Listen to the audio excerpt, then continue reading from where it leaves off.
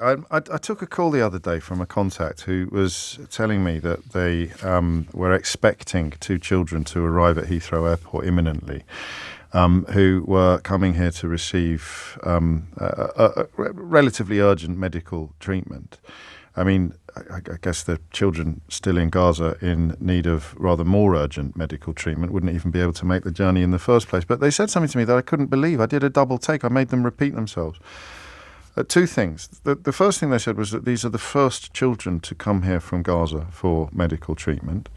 And the second thing they said was that it had taken 17 months to secure the visas. So the battles had been fought essentially with the current and the previous government. And I subsequently discovered that none of this would have happened had it not been for the work of an organisation called Project Pure Hope, which is a coalition of health leaders in the UK and humanitarians committed to working towards providing life-saving medical care and support to children who are victims of this conflict, regardless of their nationality, religion or ethnicity.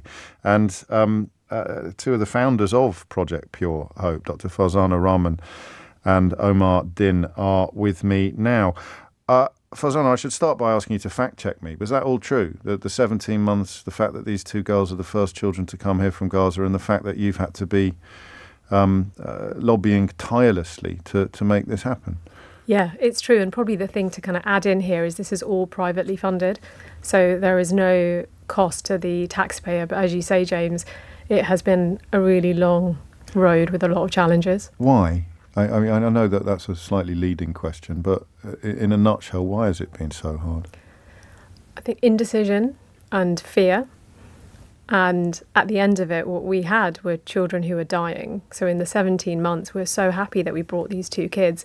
But this all started with a little boy who was 3 years old, who we wanted to help, who had some of the most severe burns any of us have ever seen, who was in a healthcare system without anaesthetic, and who we tried to save. And that little boy died on Christmas Day. And so many children have died.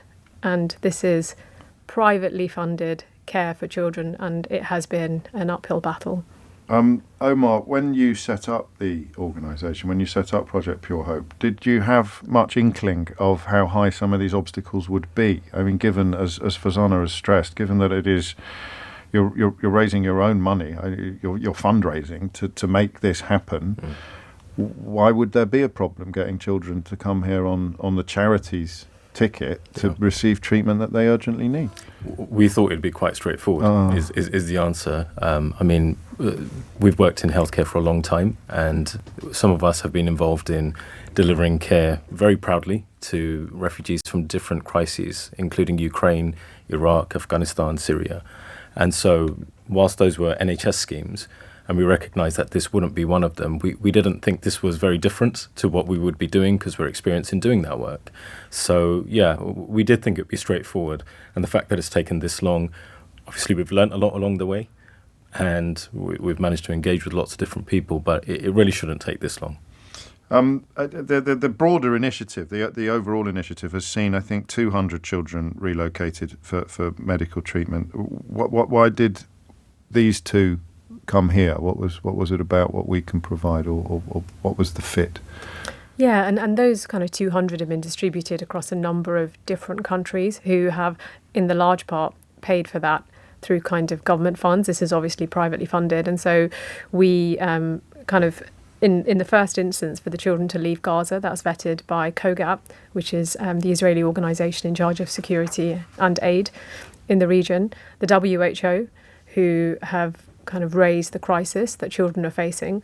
And then once they were in Egypt, they were then assessed by an on-the-ground team and then by specialist clinicians in the UK to make sure that we were bringing children who could really benefit from specialist care. So can you tell us a little about them? Should we start with Gina, who's 5, I think? Yeah, she's 5. She's got an eye condition that, if is not treated, will lead to her losing her sight. She suffers from post-traumatic stress. If you can imagine what the last 18 months have been like, her and her family have been victims of bombardment. And so she's a really scared little girl, like all of our children. And I think that's what we see. And then Rama is 12. She has a kind of chronic bowel issue, which is very significant.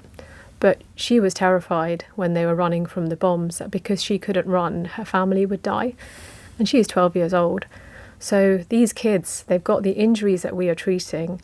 But I think for me, one of the things that really hit me when I met them was just the depth of the psychological trauma that these children have. And I don't know how you can even begin to heal, but we're hoping that in this safe space, it will be a place of healing and love and safety before they then, go back to somewhere safe. And they'll get psychological support as well while they're here. Yeah, so our support is holistic in that they're going to get treatment for their specific injuries and illnesses. But we're wrapping that around with everything from social care through to psychological therapy. And again, all of that will be privately funded through the funds that we raise. Can I ask you a question? Do you keep stressing that because you're worried about how some people might respond to a perception that it's being paid for by the NHS? 100%. I mean, we've seen... that's grim, isn't it? Yeah, we've seen over the past sort of 24 hours where this great news has been shared. Yes. What some of the reaction to that has been. And we understand it, but it's clearly the case that, we've gone over and above to make sure that nothing that we are doing has any impact either to the NHS system. So these are not NHS hospitals in which the children will be treated, but in private wings, and that we have private funds. And yet those of us who would be happy to see our tax pounds spent on looking after just a tiny fraction of the children whose lives have been upended by the events in Gaza, no one takes any notice of us anymore. It sometimes feels, doesn't it? But I was worried that would be your answer to the question, because you've both hit that button 3 or 4 times since you came into the studio. Absolutely no British taxpayers' money has been spent upon this project, which leads me to the next question, which is, do we have any idea how many children there are in Gaza in need and not receiving it? Because we see footage constantly of bombed out hospitals. We know that healthcare, we know aid has been cut off. Well, I do. I'm not sure how many people following coverage in the British media. They're more concerned about an Irish rap group at the moment. But the aid has been cut off for 2 months now. Do we have any idea how many children are in dire straits? It's thousands and thousands. We have the highest number of child amputees in the world concentrated in Gaza. And to give some context, children who have suffered amputation, traumatic amputation, often require years to heal. And we're talking about thousands, and that's just one small set. So we are talking about thousands. And we're not talking about bringing thousands to the UK. We're talking about bringing a really small number, because you hear thousands, and perhaps it's difficult to imagine that one child, but these are our children. They are like the children in the lives of all of the listeners here. And I think about what it's like when my son is ill and he's got a cold, or he's a bit more ill and I need to take him to A&E. I think about how my world stops, but I know I've got somewhere to go. And then I think about the parents of these children who, your child is sick, the sickest that they can be, and there is nowhere for them to go. And it makes it more powerful, perhaps, that when Gina's mother gave an interview to another broadcaster, one of the first things she said was that she hoped other children would get the chance to benefit from the chance to receive medical care overseas. I used to have a problem, Omar, with the word holistic. I used to think it was a bit Californian, but I was an idiot, and I'm not anymore. Well, at least not on that front. I'm still an idiot in lots of other ways, because I know what it means, and it's crucial, and it's desperately important. But it rather, in the context of what Farzana has just said, some of these mental scars, let alone the physical ones, of the children that are still there, will never heal. Yeah. It's a permanent trauma. That's right, but there's still hope, right? And every child deserves hope. That's our strapline, and it's important because we embody that through doing everything we can to give the most excellent service and healthcare provision that we can to our patients.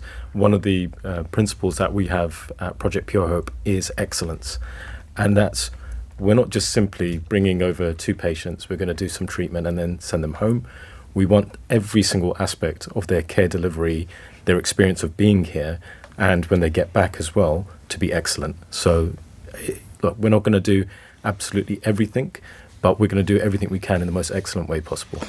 I'm a big fan of excellence. Farzana, how can people, and a lot of people, just because I imagine you're quite bruised by some of the reactions that you've described, an awful lot of people want to know how they can help, how they can get involved in supporting the work that Project Pure Hope does. I think two ways. So we already have the next few cases that we could help lined up, ready to go, and we need funding to add extra funding to that. But also, just please ask your representatives in government to support this. As we said, there is no burden to the British taxpayer, but delays cost lives.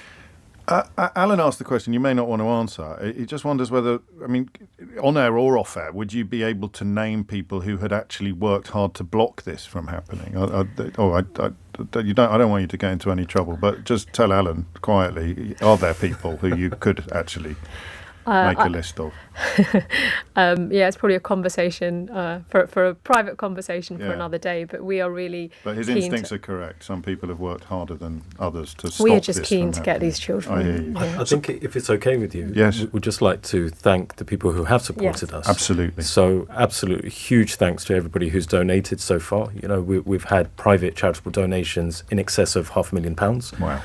The remaining over £500,000 has come from a number of charities, including Virgin Unite, Islamic Relief, Reed Foundation. So we want to say a huge thank you to everybody who's participated.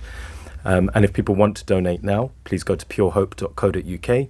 All of our details are on there. You can see the work that we've done to date, even before these two children arrived, and we'll keep updating you on that.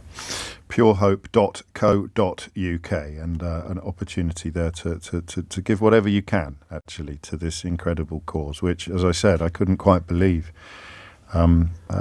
Just on last Friday, when I took a call, I couldn't believe they were the first children to come here, and it had taken 17 months just to get the visas. We hope not the last, right? We certainly do, and hopefully people listening to this will be able to play a small part in making sure of that, making that come true. Back you go to purehope.co.uk. Farzana, thank you. I should have added you're a consultant radiologist, which is why you sound like you know what you're talking about. Dr. Farzana Rahman and Omar Din, a healthcare executive and both co-founders of Project Pure Hope. Thank you so much. Thank you so much. Go on, once more then. purehope.co.uk. Just do it, all right? It's 12:02.